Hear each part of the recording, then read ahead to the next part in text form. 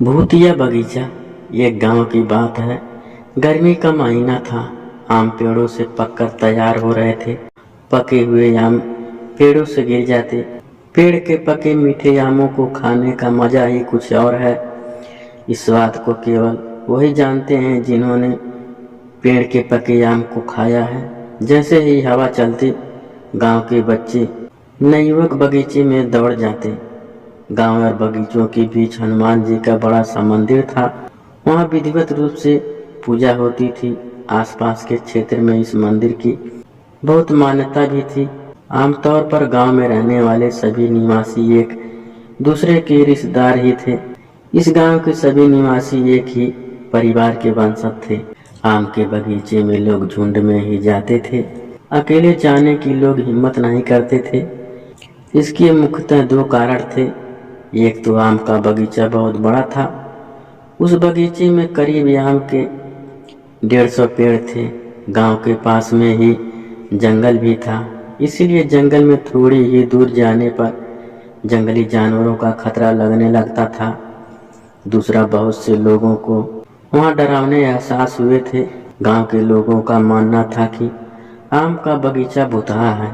बुजुर्गों का मानना था कि बगीचे में चुड़ैल रहती है, परंतु आम के लालच में लोग फिर भी जाते थे। कुछ तो इन बातों को अफवाह भी मानते थे। एक बार की बात है, रात के लगभग 1 बज रहे थे। पूरे गांव में सन्नाटा था।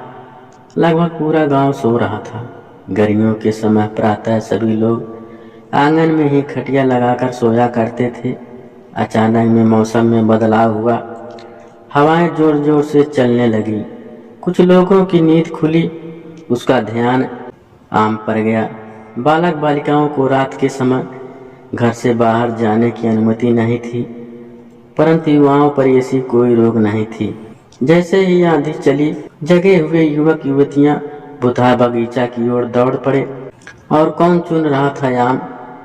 अब भीम वहां पहुंचा तो देखता है उसके चचेरे भाई बहन वहां पहले से आम चुन रहे हैं। यह देख वह बगीचे में थोड़ा आगे जाकर आम चुनने लगा।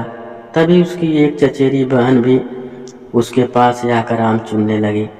वह जब तक 2-4 आम चुनता, वह आगे के लगभग 7-8 आम चुन लेती। तभी खींच कर भीम कहता है, दीदी मैं जहाँ आम चुन रहा हूँ वहीं क्यों आ गई हो? आगे जाकर चुनो। तभी दीदी ने पीछे से आवाज लगाई, भीम मैं तो यहाँ हूँ। भीम ने पीछे देखकर कहा, अरे तुम वहाँ हो तो यहाँ कौन है? जब आगे मुड़ा तो वहाँ कोई नहीं था।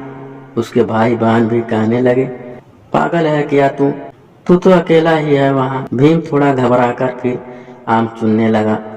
ये लोग आम चुन ही रहे थे कि अचानक एक लड़का चिल्लाने लगा, भागो यहाँ कोई और भी है। वह देखो सामने आ रही है। सबने नजर उठाकर देखा तो एक महिला की बड़ी सी परछाई उनकी तरफ चली आ रही थी। साहसी भीम ने जब उस परछाई की ओर टार्च से रोशनी दिखाई तो सबके होश उड़ गए। वह परछाई नहीं, एक विशालकाय चुड़ैल थी, जिसके चेहरे पर आंख नाक की जगह मांस से लोथड़े थे। यह देख सारी युवक युवतियां भाग खड़े हुए। वे सब दौड़कर भागने लगे। पीछे से चुड़ैल भी उन्हें दौड़ा रही थी। जैसे ही सबने मंदिर पार किया तो चुड़ैल वापस बगीचे में चली गई। तब जाकर उसकी जान में जान आई। आज तो मौत के मुंह से निकलकर आ रहे थे। आम के लालच ने सबको जोखिम में डाल दिया था।